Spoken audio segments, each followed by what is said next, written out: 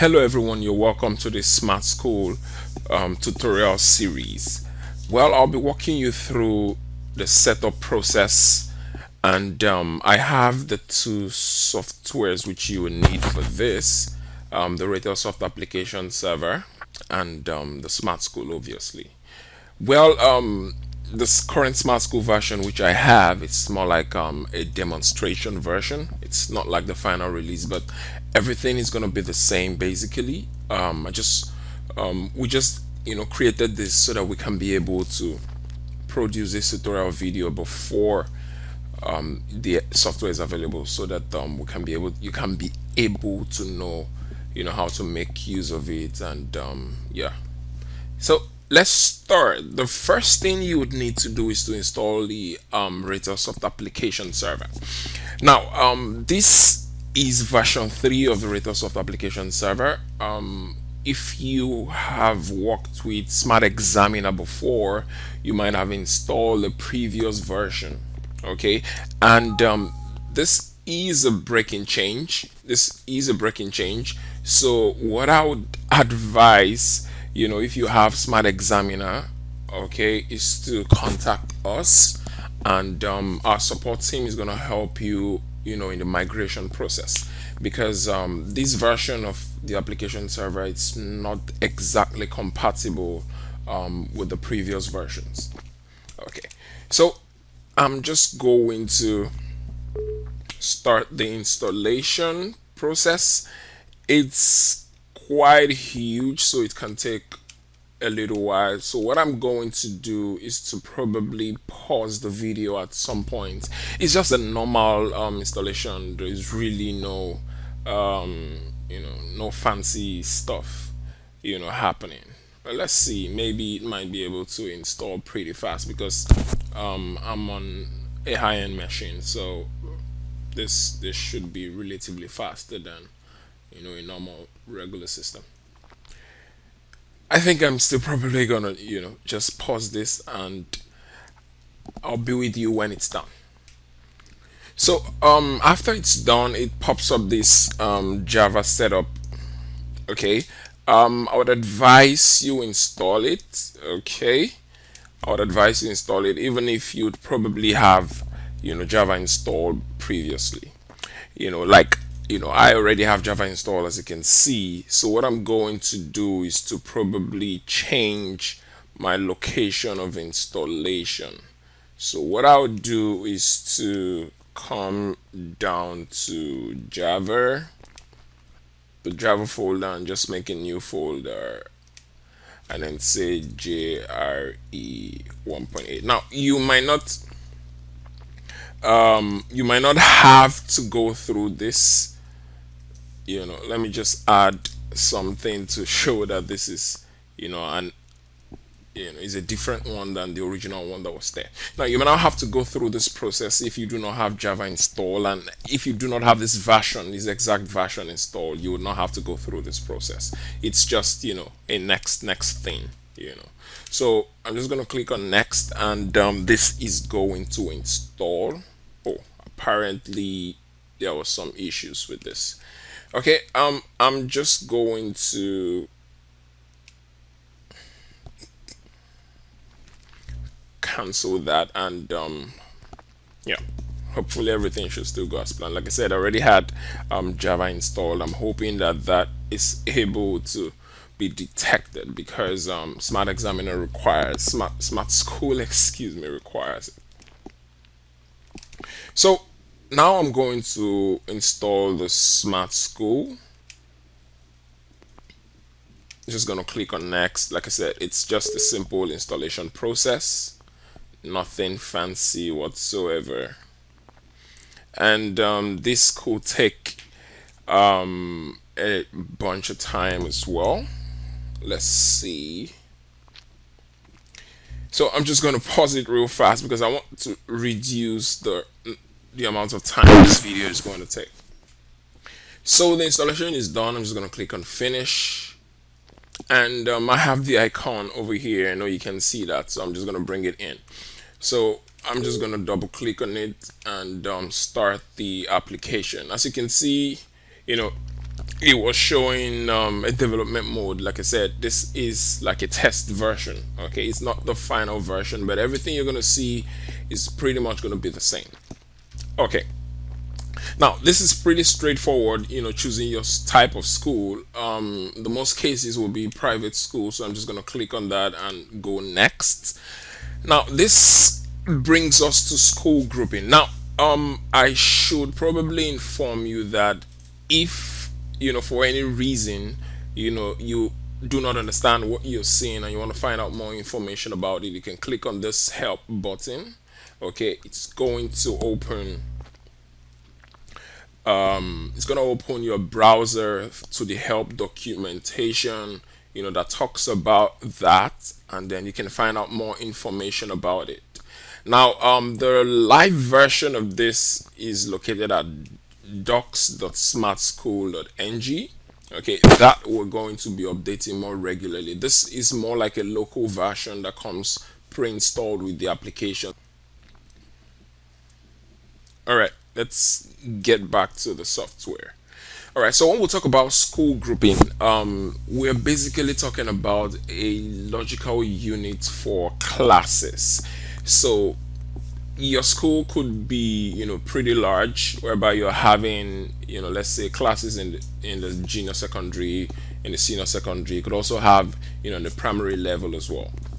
Now, you might want to consider a few things when grouping classes together, because you know groupings of classes, that's what we refer to as school group.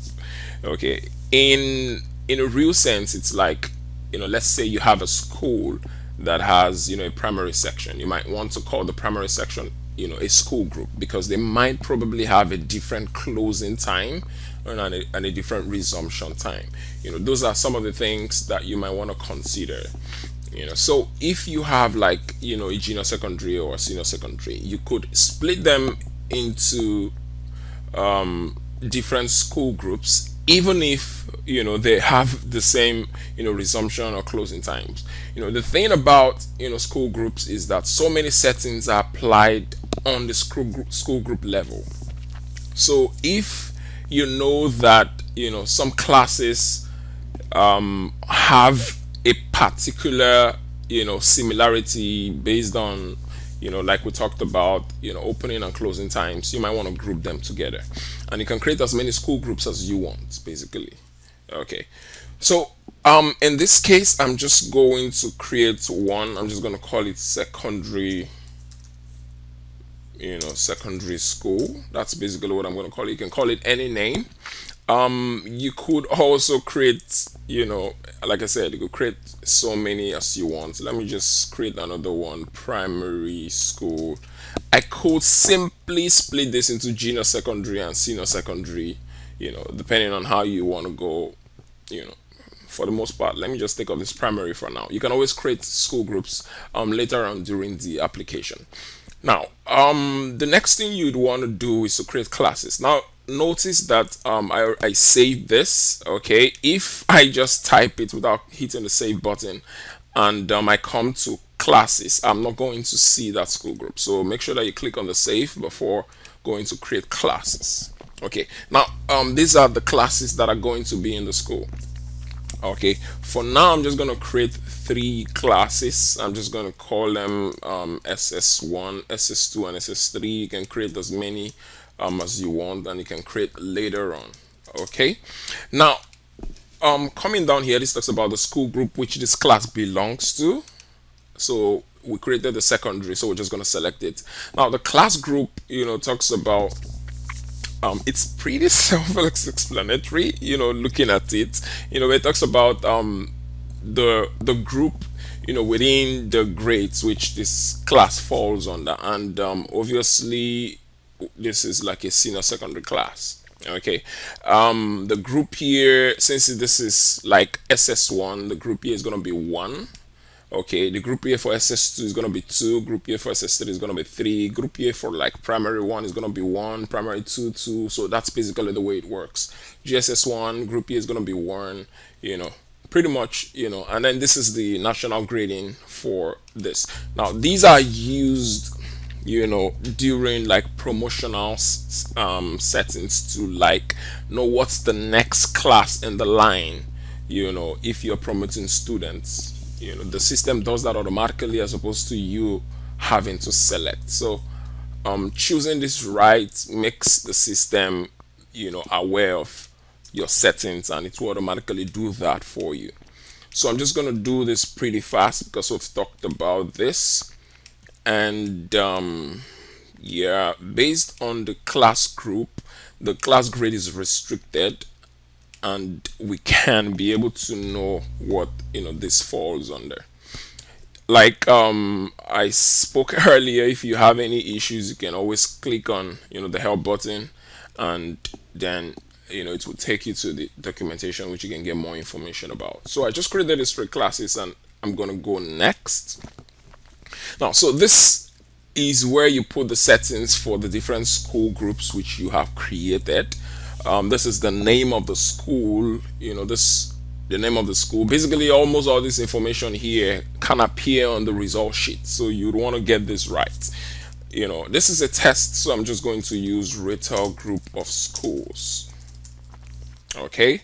Motto, I'm just going to say making life smarter. This are not compulsory, but I'm just going to put this. So I'm going to say www.ratelsoft.com. The school head title talks about what the school refers to the head. So some schools can call their head principal, some can call theirs director, some can call theirs proprietor. In this case, I'm just going to say principal. Okay, and then this is the name of that principal. I'm just going to say Prof Rich Boy. Yes, so this is the address. The address is compulsory. I'm probably just going to use something really simple. I'm going to say for Crush Clothes. Okay, you can change your school logo. You can do that now, or you can do that later. In this case, I'm just going to do that later. Okay, the school email addresses, if you provide them, they can also show up in the result based on the result design which you choose. We're going to come to that much later. I'm going to just use info@ratelsoft.com. It is not required to provide email and phone numbers. I'm just going to provide an email and leave out the phone numbers, excuse me. Now, coming to these general settings, it talks about some specific, settings that pertains to this school. So, is there a bracket first support? Now, I know that some schools, do not do positioning. Okay, but this is required, to set this. Okay, there is a point which we are going to come to a more fine-grained positioning settings whereby you can customize if you want to show result positions or not on result sheets and all those sort of things. But this is like a more general settings for this school group, and all classes in this school group are going to follow this. So basically what this is saying is that let's say the scores of two students, average scores depending on what your school uses, are the same. Okay, how do you rank students based on positions? Okay, can two students have that first position? If yes, then you need to click this. Okay, if not, you just leave that. And then if you do not select this, if for instance two students can never have that first position, even if they have the same, what the system uses to now rank them is what your roll call arrangement is. Okay, what you now configure for the roll call arrangement. But if bracket first is supported, okay, it means that two students can actually come first, or three students can have the same position.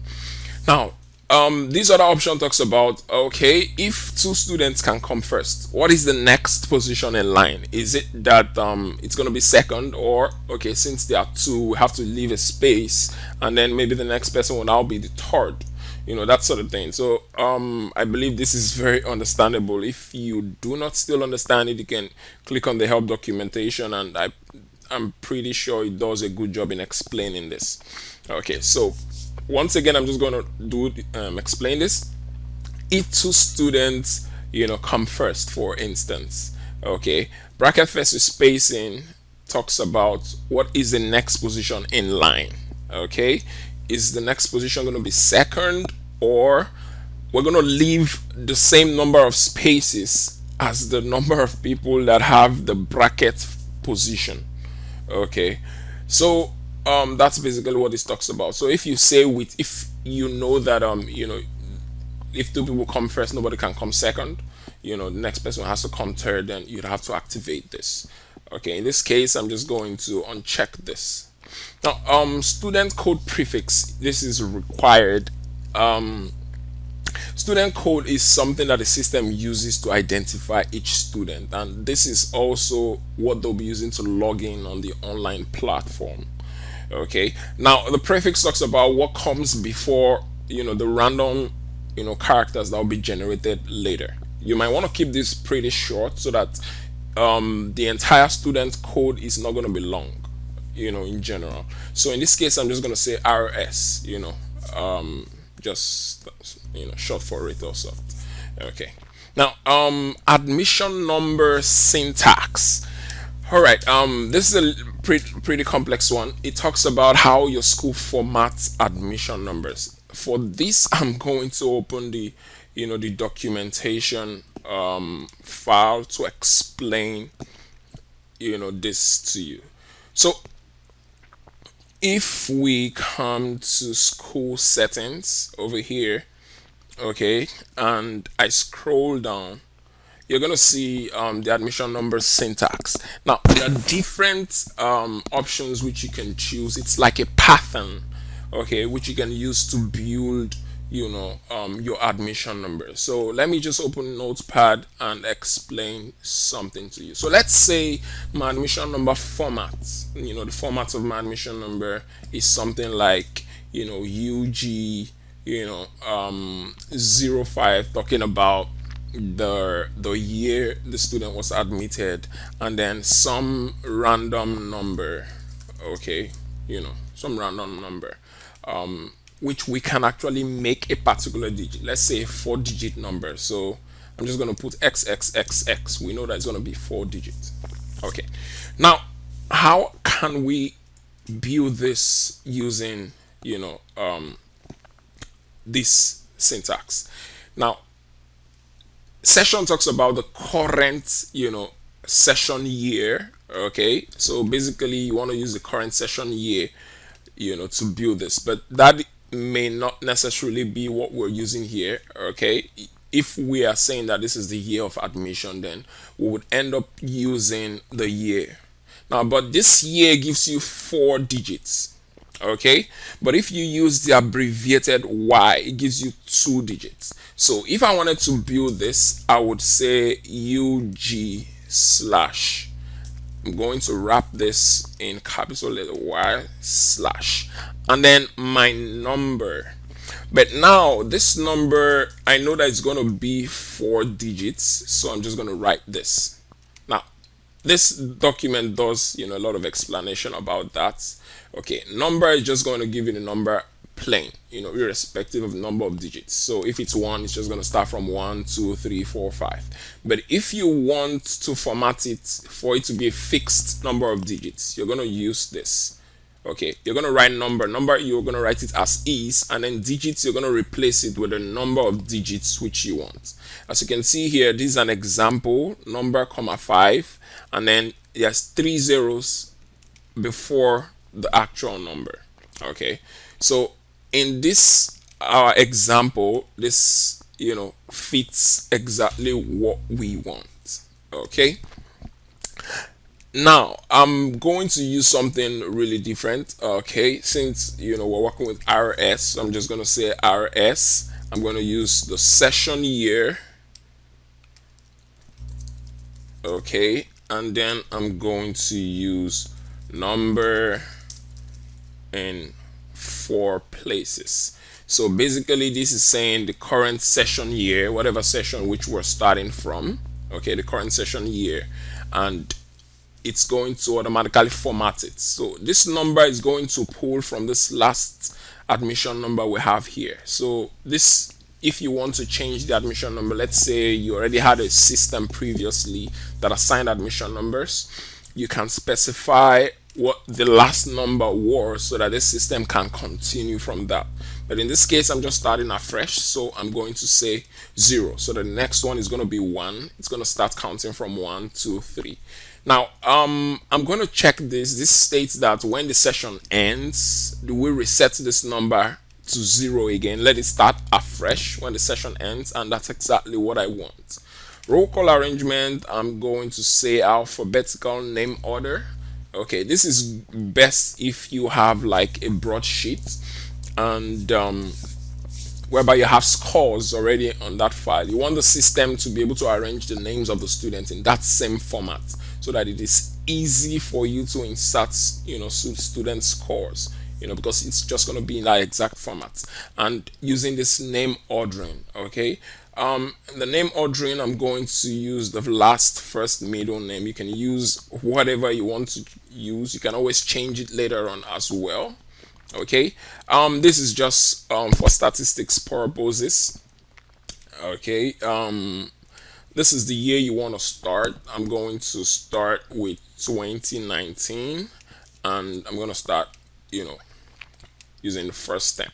You can start on any term, but we always advise people to start from the first term, and then you can add, information if you're currently on, let's say second term or third term. You can, start from the first term, add, the data for the first and, second, so that your result calculation based on some of your settings, will work exactly well.